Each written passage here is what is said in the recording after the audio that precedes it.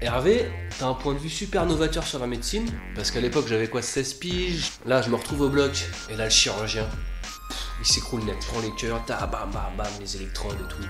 Et là j'arrive à sauver les 2 queumés. Mais attendez, c'est pas tout, parce que l'histoire elle s'arrête pas là.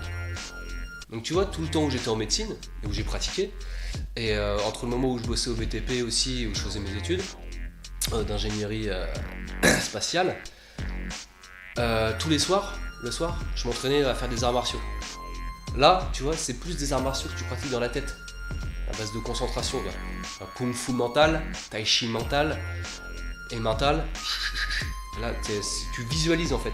Tu visualises les mouvements d'autodéfense, mais sans que ton corps le fasse. C'est pour que ton esprit en fait soit plus rapide pour la défense.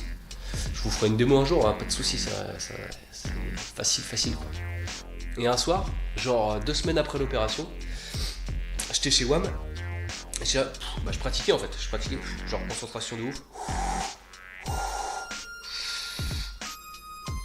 Et là, je suis à fond concentré, visualisation, t'attaques, et là je vois mes veuches qui commencent à devenir blonds. Oh, les veuches qui deviennent blonds quoi. C'est quoi ce délire et tout Et au même moment, on sonne à la porte. Je suis là, je vois. Coïncidence? Pas sûr quoi. Et je vais ouvrir, et c'est qui? Je vois 2 queumés de la CIA. Ils me font, ouais, monsieur Hervé, enfin pas comme ça, ils parlaient, ouais, monsieur Hervé, avec l'accent américain. Ça fait plusieurs mois qu'on vous surveille, on sentait votre énergie monter, vous vous transformez en super guerrier. Super guerrier, t'as pas entendu parler de ça, projet secret, CIA, normal quoi. Il faut, venez avec nous, suivez-nous, on part maintenant. Donc ils partent en hélicoptère. Moi je les suis en volant normal, et là on arrive sur la zone 51, peut-être genre la zone 51 quoi, c'est pas... Et on arrive, l'hélicoptère il arrive, il va pour se poser, là le sol, il s'ouvre en deux, et on descend, mais une profondeur, mais genre, je sais pas, 30 km, facile, 20 ou 30 km de profondeur.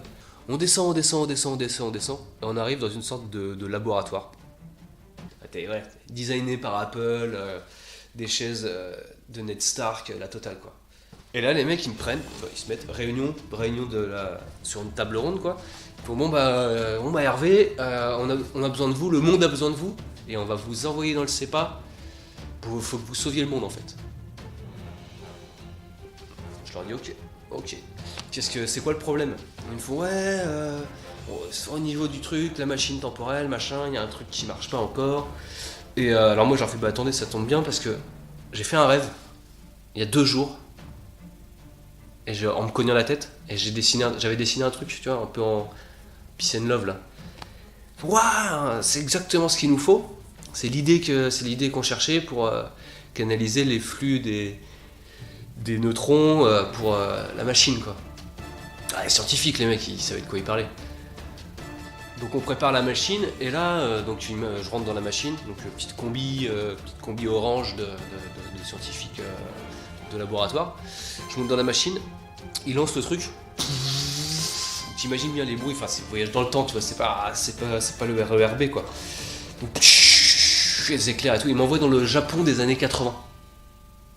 Donc j'arrive et tout, et il m'avait informé, tu vois, qu'il y avait il se passait un truc chelou, plus de contact avec le Japon, les bateaux revenaient pas, enfin un truc de fou quoi. Et là j'arrive dans le Japon, et je vois, il y a une sorte de monstre, mais mi-homme, mi-insecte. Et en fait il avait pris le contrôle mental sur les Japonais. C'est-à-dire que c'était le truc, il régnait sur le Japon, il avait coupé du monde. Et on m'avait dit, c'est ça, il y a un truc qui est pas normal. Il y a un truc qui est pas normal dans le Japon. Faut que il y a que toi qui peut changer les choses quoi. Donc j'y vais. Donc le truc me fait, ouais, soumets-toi à mon pouvoir, ou je sais pas quoi. Sur moi ça marche pas parce que moi mon cerveau il est plus complexe en fait. Il fonctionne pas comme un cerveau de japonais normal, tu vois. Parce que je suis pas japonais déjà. Et oui, non, je suis pas normal non plus. Et donc le truc, il me fait ouais, là, là. Et il commence à vouloir se péta. Bon, je le défonce. Bon, il y a peut-être un mec qui m'a remarqué, maximum, mais sinon ça allait super vite, quoi. Donc là, juste après, la CIA, ils arrivent, ils récupèrent le corps du monstre, et ils me disent, ouais, Hervé, on va avoir un petit problème. Ils me disent, faut qu'on retourne dans la zone 51, c'est hyper important. Je les suis. On arrive à la zone 51, différent, normal, parce qu'on était dans le passé. Et ils me disent, ouais, Hervé, c'est incroyable ce que t'as fait, mais on va être obligé de te congeler pour éviter les paradoxes temporels.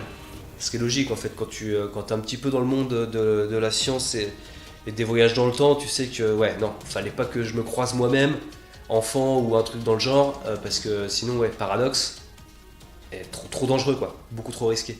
Bah non frère, faut que je reprenne une vie normale. Je peux pas me permettre de continuer à perturber le continuum espace-temps. On sait pas ce qui pourrait se passer. Donc c'est pour ça que je me porte candidat au poste de responsable des ventes en électroménager. Bah en plus j'ai pas mal d'idées pour développer leur entreprise quoi. Bah surtout en fait partir sur une idée en mélangeant la philosophie asiatique et tout ce qui est produit électroménager.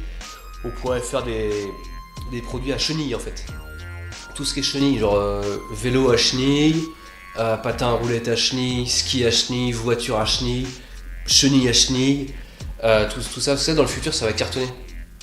Ouais non mais parce que je suis allé dans le turfu aussi. Ah je vous en ai pas parlé.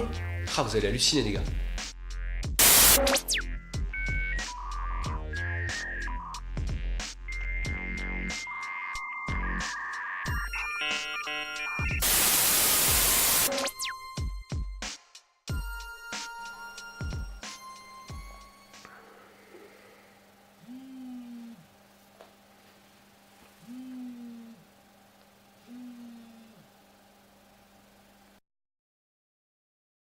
Agent 08, le fruit est mûr. Il est l'heure d'aller le cueillir.